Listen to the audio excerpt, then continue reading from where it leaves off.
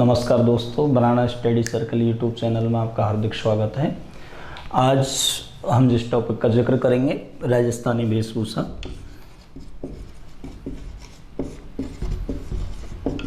हर exam के दृष्टिकोण से महत्वपूर्ण टॉपिक है, कोई ना कोई प्रश्न एग्जामों में हमेशा बना ही रहता है। वेशभूषा में अपन पहले पुरुषों की और उसके बाद महिलाओं की वेशभूषा, दोनों का ही जिक्र इस टॉपिक में हम करेंगे। पुरुषों में भी दो प्रकार की वेशभूषाओं का गौर करना है हमको। साधारण पुरुष, साधारण पुरुषों की वेशभूषा में यदि हम देखें तो साधारण पुरुष पहनते हैं धोती। ये राजस्थानी पुरुषों का कमर पर पहना जाने वाला वस्त्र है। वस्त्र धोती कहलाता है। धोती मुख्य रूप से राजस्थान में दो प्रकार की होती हैं। धोतियों को दो भागों में बांट लो तो ऊंची बांध वाली, ऐसी धोती कुछ राजस्थानी पुरुष घुटनों तक बांधते हैं, तो ऊंची बांध वाली धोती होती है। यदि धोती एड़ी तक बांधी जाए तो नीची बांध वाली धोती होती है।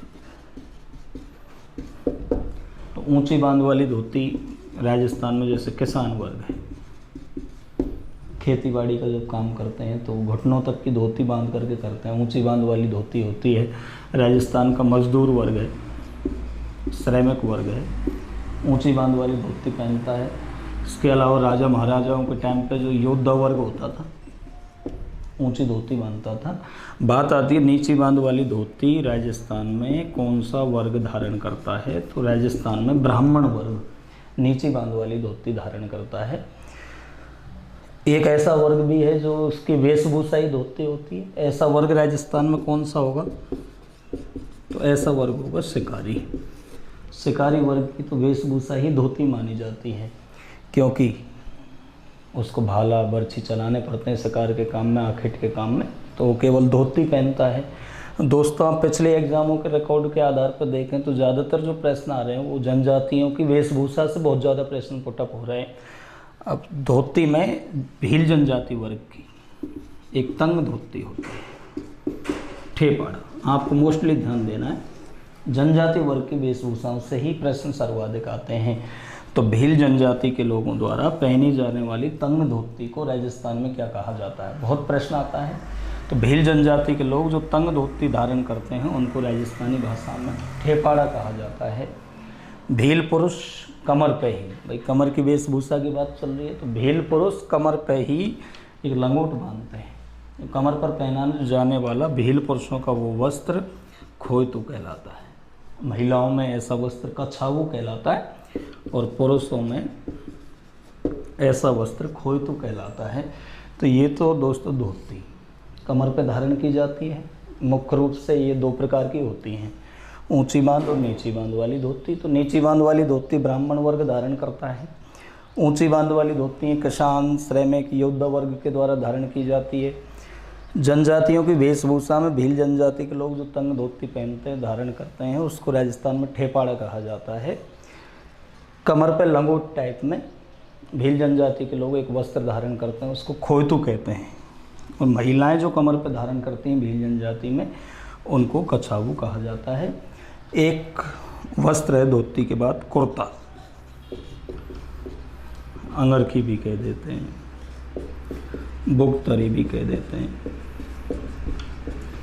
बंडा भी कह देते हैं। तो ये चारों जो वस्त्र हैं ये कमर से एक तरह से सॉरी गर्दन से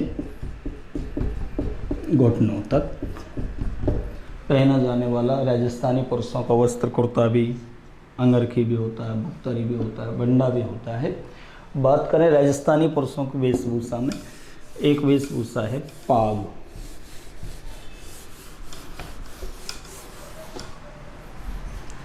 पाग, पगड़ी, पैंचा, साफा।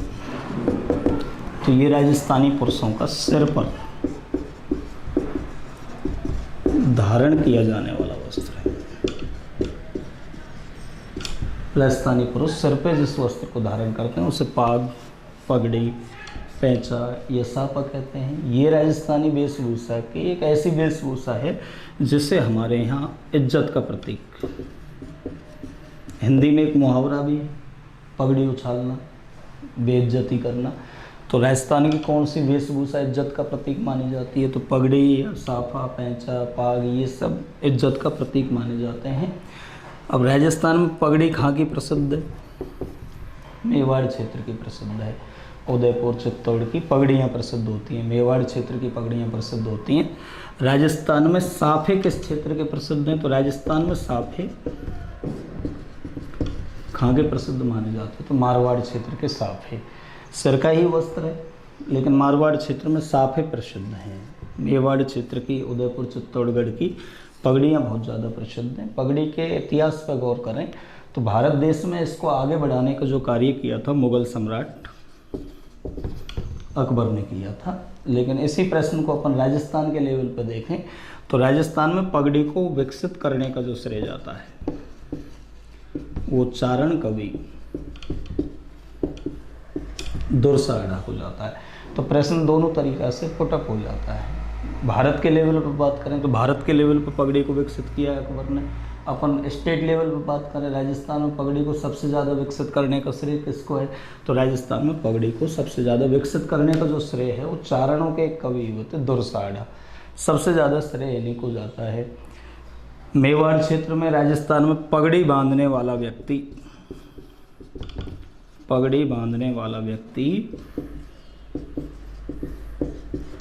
किस नाम से जाना जाता है? छापदार। हाँ, पगड़ी का एक आभूषण भी होता है रतन पैंच।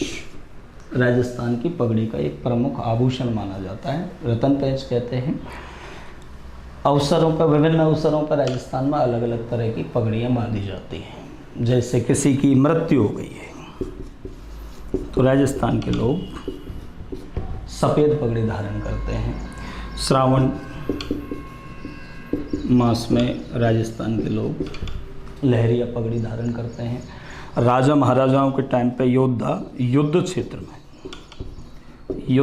में कैसी पगड़ी धारण करते थे? तो राजा महाराजाओं के ज़माने में राजपूत युद्ध क्षेत्र में केसरिया पगड़ी धारण किया करते थे। बात करें भाई होली के अवसर पर राजस्थान में फूल पत्तियों वाली पगड़ी धारण की जाती है। विवाह के अवसर पर, बड़ा इम्पोर्टेंट है, विवाह के अवसर पर राजस्थान के लोग कौन सी पगड़ी धारण करते हैं? तो विवाह के अवसर पर राजस्थानी लोग मोठड़ा नामक पगड़ी धारण करते हैं। मोठड़ा एक ऐसा शब्द है जो महिला और पुरुष दोनों की वेशभूषा में कॉमन वर्ड है। ये महिलाओं की वेशभूषा में भी आगे आप पढ़ेंगे। मोठड़ा एक ओढ़नी का प्रकार है, ओढ़नी होती है राजस्थानी महिलाओं की। पुरुषों की वेशभूषा में मोठड़ा एक पगड़ी होती है। तो ये ऐसा कॉमन शब्द है जो पुरुष और महिला दोनों की वेशभूषा में आपको नजर आएगा। तो पुरुषों की वेशभूषा में मोठड़ा एक पगड़ी है जो विवाह के अवसर पर बांधी जाती है। महिलाओं की वेशभूषा में मोठड़ा एक ओढ़नी का प्रकार होता है। तो विभिन्न अवसरों पर राजस्थान में अलग अलग प्रकार की पगड़ियाँ बांधी जाती हैं। हमसे किसी भी अवसर की पगड़ी पूछ ली जाती है, राजस्थानी पुरुष मृत्यु के अवसर पर कैसे रंग की पगड़ी धारण करते हैं? तो मृत्यु का अवसर होगा सफ़ेद धारण करेंगे। श्रावण का महीना है, लहरिया पगड़ी धारण करेंगे। युद्ध क्षेत्र में राजा महाराजा केसरिया पगड़ी धारण करते थे। होली के अवसर पर फूल पत्तियों वाली पगड़ी धारण की जाती है। विवाह के अवसर पर मोठड़ा नामक पगड़ी धारण की जाती है। बात करें क्षेत्र अनुसार पगड़ियों की तो अपन राजस्थान को 4 भागों में बांट लें पूरे को। मेवाड़ क्षेत्र में ऊंचे शिखर वाली चट्टी। पगड़ी बांधने के अलग अलग क्षेत्रों में अलग अलग प्रकार हैं। हम आदमी को देख करके बता सकते हैं ये कौन से क्षेत्र को बिलोंग करता है। हम मेवाड़ क्षेत्र में जाएंगे तो ऊंचे शिखर, आगे से ऊंची उठी हुई पगड़ी होती है। यदि हम मारवाड़ क्षेत्र में जाएं, छज्जेदार या खिड़कीदार पगड़ी मारवाड़ क्षेत्र में बांधी जाती है। यदि हम बात करें ढूंढाड़ क्षेत्र की, जयपुर दौसा के आसपास आप देखेंगे तो गोल लपेटों वाली एकदम राउंड पगड़ी ढूंढाड़ क्षेत्र में बांधी जाती है। यदि बात करें हम हाड़ौती क्षेत्र, साधारण पैंच की जो पगड़ी है हड़ौती क्षेत्र में बांधी जाती है। देखो पगड़ियों से बहुत सारे प्रश्न बनते हैं। सिर पर धारण किया जाने वाला वस्त्र है, खास प्रश्न है। राजस्थान में इज्जत का प्रतीक किस वेशभूषा को माना गया? तो पगड़ी को माना गया है। पगड़ी राजस्थान में कौन से क्षेत्र की प्रसिद्ध है? मेवाड़। सापा राजस्थान में जिस क्षेत्र के प्रसिद्ध हैं? मारवाड़। भारत के लेवल पर पगड़ी को विकसित करने का श्रेय अकबर को। राजस्थान के लेवल पर पगड़ी विकसित करने का श्रेय चारण कवि दुर्साहड़ा को। पगड़ी बांधने वाला व्यक्ति राजस्थान में छापदार कहलाता है। रतन पेच कहाँ का आभूषण है? तो ये बिल्कुल पगड़ी का आभूषण है। अवसरों से प्रश्न बनेंगे, किसी एक अवसर को हमसे प्रश्न में पूछा जाएगा। तो मृत्यु के अवसर पर सफ़ेद बांधी जाएगी, श्रावण के महीने में लहरिया बांधी जाएगी, युद्ध क्षेत्र में राजा महाराजा केसरिया पगड़ी धारण करते थे, होली पे फूल पत्तियों वाली पगड़ी बांधी जाती है, और विवाह के अवसर पर राजस्थान में मोठला वाली पगड़ी बांधी जाती है। जनजाति वर्ग की वेशभूषा मैन है। तो जनजाति वर्ग के लोग, खास भील जनजाति के लोग, सिर पे जो पगड़ी धारण करते हैं, सिर के साफे को भील जनजाति में किस नाम से जाना जाता है? पोत्या। तो देखो पुरुषों की वेशभूषा में मैंने आपको 3 शब्द अब तक बता दिए हैं। ठेपाड़ा, भीलों की तंग धोती होती है। खोयतू, भील जनजाति के लोग कमर पर लंगोट जैसा एक वस्त्र धारण करते हैं, उसे खोयतू कहते हैं। महिलाओं में उसको कछाऊ कहते हैं। पोत्या खास शब्द है। भील जनजाति के सिर के साफे को क्या कहते हैं? तो सिर के साफे को किस नाम से जाना जाता है? तो पोत्या के नाम से जाना जाता है। दोस्तों, साधारण पुरुषों के जनजाति वर्ग में अंगोछा, पूर्वी राजस्थान में हम देखें तो हमें ऐसा लगता है कंधे का वस्त्र है, लेकिन अंगोछा कंधे का वस्त्र नहीं है।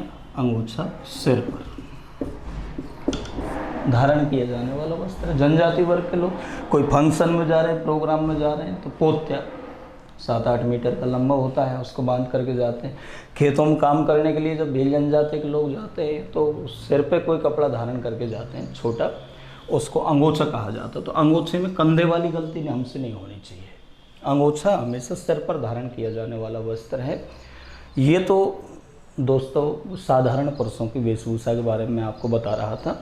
धोती, अंगरखी, कुर्ता, पगड़ी, अंगोछा। अब अपन बात करें शाही पुरुषों की। शाही पुरुषों की वेशभूषा।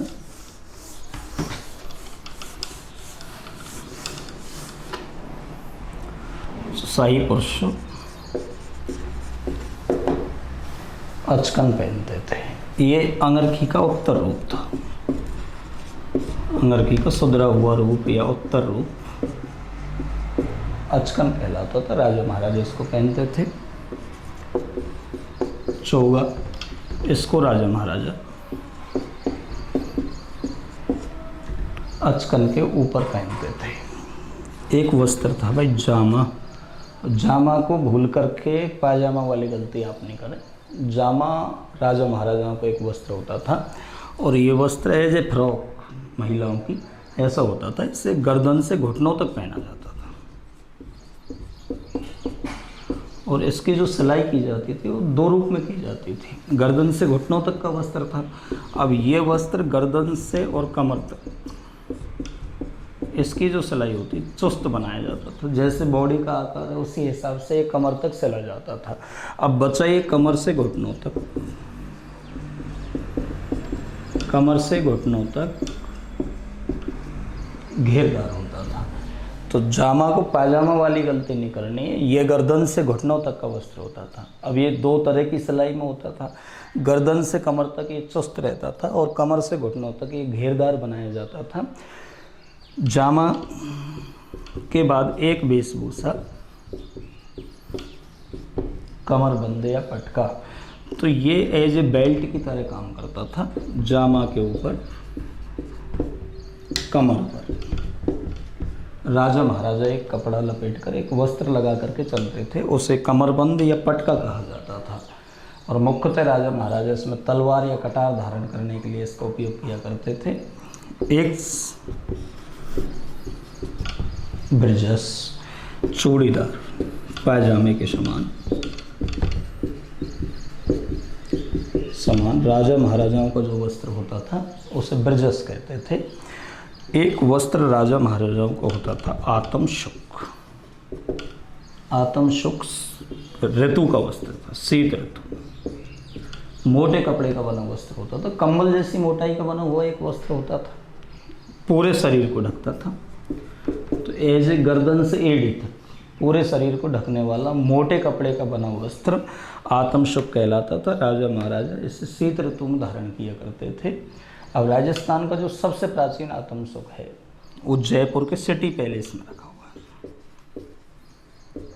और उस आत्मशुक के बारे में ये मान्यता है कि ये महाराजा माधो सिंह का माना जाता है। जयपुर के राजा हुए माधो सिंह, उनका ये आत्मशुक अभी भी सिटी पैलेस संग्रहालय जयपुर में रखा हुआ है, जो राजस्थान का सबसे प्राचीन आत्मशुक माना जाता है। तो दोस्तों, आपने दोनों प्रकार की वेशभूषाएं पढ़ी, साधारण पुरुषों की भी पढ़ी, आपने शाही पुरुषों की पढ़ी। अब पुरुषों की जो वेशभूषा है उसमें से एक वेशभूषा ऐसी भी रही है राजस्थान की जिसे राष्ट्रीय स्तर पर पहचान मिली है। RAS तक आया हुआ प्रश्न है। तो राजस्थान के पुरुषों की वेशभूषा में राष्ट्रीय स्तर पर जो पहचान मिली है जोधपुरी कोट। हमारे जो पहले प्रधानमंत्री थे पंडित जवाहरलाल नेहरू इस कोट को धारण किया करते थे। तो राजस्थान के पुरुषों की कौन सी वेशभूषा को राष्ट्रीय स्तर पर पहचान मिली है, राष्ट्रीय स्तर पर मान्यता मिली है? तो राष्ट्रीय स्तर पर जो मान्यता मिली है वो जोधपुरी कोट को मिली है। ये तो थी दोस्तों पुरुषों की वेशभूषा। अब हम आगे महिलाओं की वेशभूषा पढ़ें। तो महिलाओं की वेशभूषा में एक वस्त्र है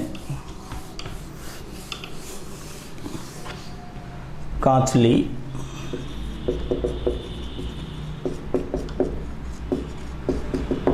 या कुर्ती। ये राजस्थानी महिलाओं का गर्दन से कमर तक का जो वस्त्र होता था उसे कांचली या कुर्ती कहा जाता था। लहंगा या घाघरा कमर से एड़ी तक का घेरदार वस्त्र लहंगा या घाघरा कहलाता था। अब जनजाति वर्ग के पुरुषों की वेशभूषा में भी हमने एक तो कछाऊ कमर का वस्त्र महिलाओं का भीलों में प्रचलित है। नांदड़ा, नांदड़ा जनजाति वर्ग की महिलाओं का सबसे प्राचीनतम वस्त्र है। तो ये नांदड़ा जो होता था राजस्थानी महिलाओं का सबसे प्राचीनतम वस्त्र है जनजाति वर्ग में। ये एक प्रकार का लहंगा या घाघरा होता था। बात करें ओढ़नी, ओढ़नी सिर पे, हालांकि मॉडर्निटी में हटता जा रहा है लेकिन वैसे ही सिर पर धारण किया जाने वाला राजस्थानी महिलाओं का वस्त्र ओढ़नी कहलाता था। ओढ़नी राजस्थान में अलग अलग प्रकार की चलन में रही है। तो दोस्तों इनकी कैटेगरी देखना है कौन कौन सी ओढ़नी है। तो एक तो चंद्रकला ओढ़नी होती थी, ये राजस्थान की बहुमूल्य ओढ़नी मानी जाती है, जो रत्न जड़ित होती थी। रानी महारानियाँ ऐसी ओढ़नियों को धारण करती थी। तो राजस्थानी महिलाओं की वेशभूषा में सबसे बहुमूल्य ओढ़नी का प्रकार है, बहुमूल्य ओढ़नी मानी जाती है चंद्रकला। एक चूंदड़ी, चूंदड़ी कत्थई रंग की ओढ़नी होती है। कत्थई रंग बनेगा भाई, दो कलर मिला दो, रेड ब्लैक, लाल और काला। कत्थई रंग की ओढ़नी जो संयोग ऐसा है कि विवाह के अवसर पर राजस्थानी महिलाएं इसको ओढ़ती हैं। मृत्यु के अवसर पर भी राजस्थानी महिलाएं चूंदड़ी नामक ओढ़ने को धारण करती हैं। एक पोंचा 2007 RPSC टीचर भर्ती में आया, पुलिस में आया, RAS में आया, पोंचा है। तो अब आप ये मान रहे हो हम ओढ़नियों के प्रकार ही तो पढ़ रहे हैं। तो पोंचा है या चूंदड़ी है, चंद्रकला है, ये सब ओढ़नियों के ही प्रकार हैं। तो पोंचा पीले रंग की ओढ़नी जो नवप्रसूता को पीहर पक्ष की ओर से भेजी जाती है, उसे पोंचा कहते हैं। एक ओढ़नी पीला, पीला भी पीले रंग की ओढ़नी है जो राजस्थान में जामना, छूचक, जामना के लिए एक शब्द और है छूचक, के अवसर पर पीहर पक्ष की ओर से भेजी जाती है। तो देखो भाई, पोंच और पीला, इनमें दो समानता है। पोंच हो या पीला, दोनों ही पीले रंग की ओढ़नी है, दोनों ही पीहर पक्ष की ओर से भेजी जाती हैं। अवसर अलग अलग है। अब राजस्थान में पीहर पक्ष की ओर से नवप्रसूता को पीले रंग की ओढ़नी भेजी जाती है, तो वो तो कहलाती है पोंचा। जामना या छूचक के अवसर पर जो ओढ़नी भेजी जाती है वो कहलाती है पीला। एक ओढ़नी है लहरिया, लहरिया नामक ओढ़नी। लहरिया अनेक रंगों से युक्त ओढ़नी जो श्रावण मास में हरियाली तीज, और हरियाली तीज कोई कहते हैं अपन छोटी तीज, तो छोटी तीज या हरियाली तीज के अवसर पर, बहुत महत्वपूर्ण प्रश्न है। राजस्थानी महिलाएं श्रावण मास में या राजस्थानी महिलाएं हरियाली तीज के अवसर पर या छोटी तीज के अवसर पर कैसी ओढ़नी धारण करती हैं? तो श्रावण मास में हरियाली तीज या छोटी तीज पर राजस्थानी महिलाओं के द्वारा लहरिया नामक ओढ़नी ओढ़ी जाती है। एक ओढ़ने का प्रकार है मोठड़ा। पहले भी मैंने जिक्र किया, पुरुषों की वेशभूषा में पगड़ी है और महिलाओं की वेशभूषा में ओढ़नी है। तो ये ओढ़नी लहरिये की धारियों